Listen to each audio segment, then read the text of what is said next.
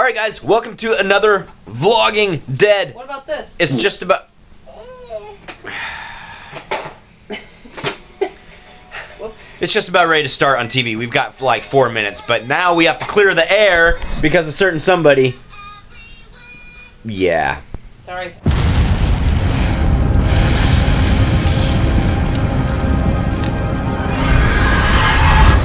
It is time once again for the Vlogging Dead. I'm sure if you've been following us for a while, either on the channel or just with the Vlogging Dead, you'll notice that I have a new voice. I went to the store and it's like, you know something? I need a new voice. So this one comes with a cough though. So if I cough uncontrollably during this... Just try not to do it on me. You don't want me to breathe on you? Alright, don't... She's cheating off my notes. Did you see? There we go with the coughing. I think they made a mistake somewhere because, like, in the beginning of this episode alone, they show Bob walking, and he comes up to the road, and Daryl's on his bike, and Glenn gets out of the old green Hyundai they used to have, and he said, you know, I'm alone, I used to have 2 groups, blah, blah, blah. But then, when Bob showed up at the jail, he said he came from Woodbury. And he was living at Woodbury. So how are both possible? They must have made a mistake. The episode starts out with a little bit of Bob's backstory. And there's a little bit of confusion, like she just said, with the whole backstory. And that didn't sit right with me also. I was sitting there watching it and thinking in my head, it's like, wait a second. You know, I remember, you know, Bob telling Daryl about, like, his alcoholism and everything while Daryl was putting the battery into the car to try and get a car started. Yeah. So yeah, you guys do me a favor, do it this week because there's nobody's posting down in the comments. I'm not sure if you're just not able to or anyway, post it down there down there, not over here. That's bad. They got that. Okay, of Bob's backstory. Are we right? Is something not sitting well there? Something's not right. I'm way confused. Maggie, Bob, and Sasha. Bob is putting moves on Sasha. And it happened even before the kiss. You know, he was making the moves on Sasha right after they thought that he had gotten bit. And he had his Band-Aid on. It's like, no, the walker just got the Band-Aid. Or the... Bandage. And it wasn't a Band-Aid. His arm was wrapped up in bandage. Tissue, Kleenex, whatever, same difference. He says, ow, that hurts. And so she pulls away and he said, that hurts. I didn't tell you to stop.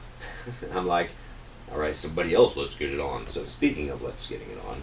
Yeah, I know. Daryl and Beth were in the house that they found there, and it looked like a mortuary or a makeshift mortuary, and they were getting pretty close. Wait. What? We need to totally back up. Because a lot of stuff happened before that. First of all, Beth gets hit with the bear trap when they see the house, and they're going to the house.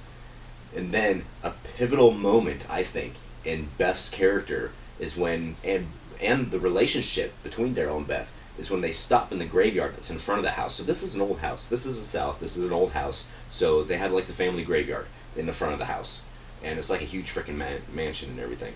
So they come up to it, and... it said beloved father. Beloved father.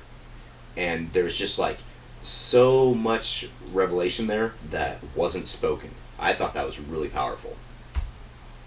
They didn't show any names or anything. No, because I mean, yeah, it was the 1800s is when the person was living, but just seeing beloved father when Beth saw that, and you know, remembering Herschel, remembering where she came from, and you know, Daryl picking up the flowers and putting them on there. Right, big turning point for Daryl, and I think this whole episode was a big turning point for Daryl, and Beth brought it out of him, as did. He brought it out of her. Right. He's bringing out her toughness, and she's bringing out his kindness. Exactly. So, okay, I didn't mean to interrupt. Go ahead with your walkers at the door and at the one-eyed dog. What happened that moment at the table? The bow chick go, well, you know. Oh, yeah. And the hand-holding. Yeah. No.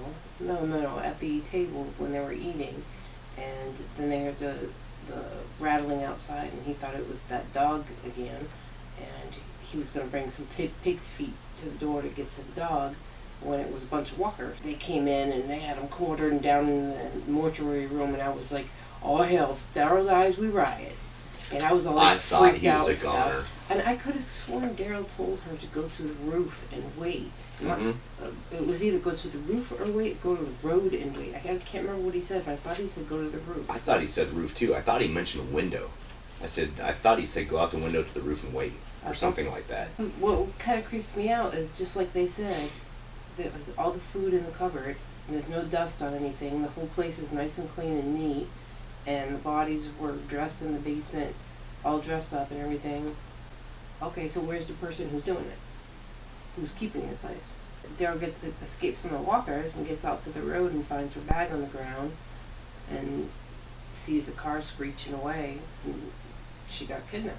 Backing up just a little bit with the whole piano thing and the constant interplay between the two of them, because I think it's leading us to believe that they're getting close in a romantic kind of way, in an apocalyptic romantic kind of way, to where what used to be taboo in the old life is not really anymore. Right now it's more of survival.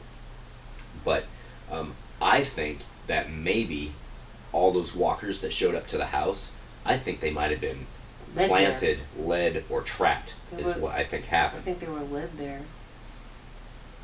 And of course now Daryl is on the chase to try and find the kidnapped Beth, and he comes to a crossroads, which he just plops right there. What do you do?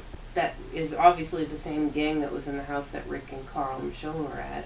Right. And the ones that spotted Rick, or the guy that spotted Rick that can ID him now. Right.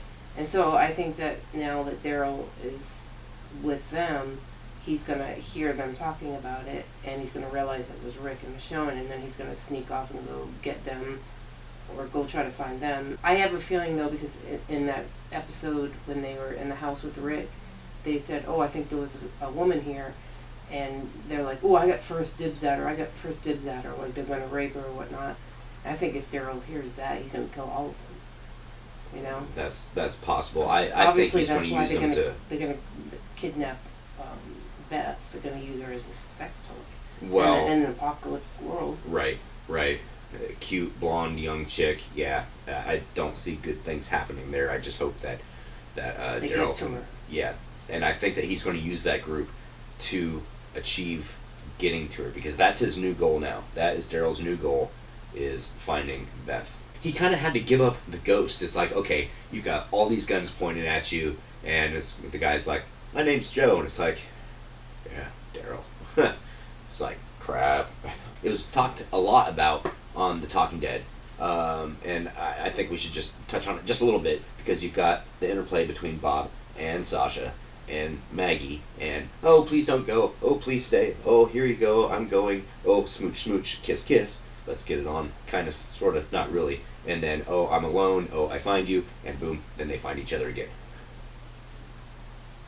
Where were you going with that? I was just, like, playing it out. That's what happened. What I thought was badass is Maggie swinging that freaking no parking sign around, chopping heads off, and Sasha jumping up on a truck and poking people through the head. I thought that was pretty badass. That was a good scene.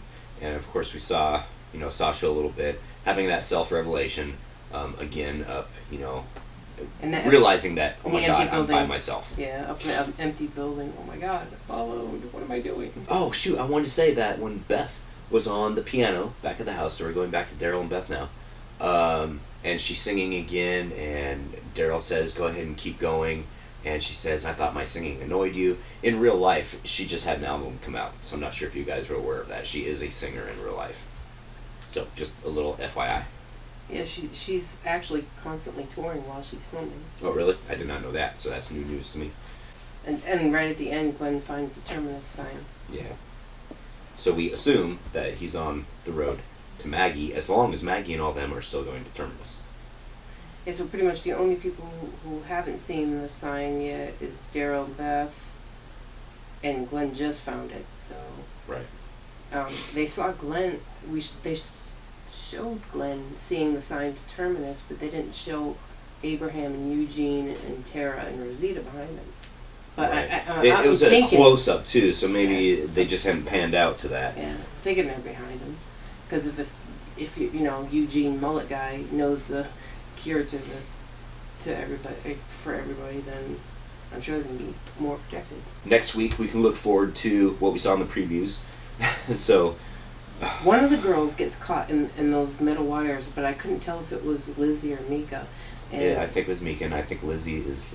Because Lizzie's a crazy one, right? Yeah. Yeah. Playing... But the way Carol was looking, I'm thinking that it was Lizzie that got caught in there, and she leaves her there for the walkers because she knows that Lizzie is the one that killed Karen and David. Yeah. And that's the way she, you know, in the comics, she adopts 2 boys, and the older brother kills the younger brother. And this one, I think, just from that scene, it looks like, you know, she gets caught in the wires and she leaves her there or something like that. Well, all I know is that one of the girls is playing Let's Annoy the Zombie. Yeah, she's playing tag with the zombie. Yeah, it's got to be Lizzie. It's got to be, because she's a little cuckoo, cuckoo. I'm going to go turn into a zombie. Post your comments down below if we have comments, and there's enough of them. We will do a second episode kind of update of this. If not, then we will catch you guys next week. As always, happy haunting, and may the dead not walk with you. I don't know. I'm trying to come up with a tagline. Only 3 episodes left, and then we have to wait till Halloween.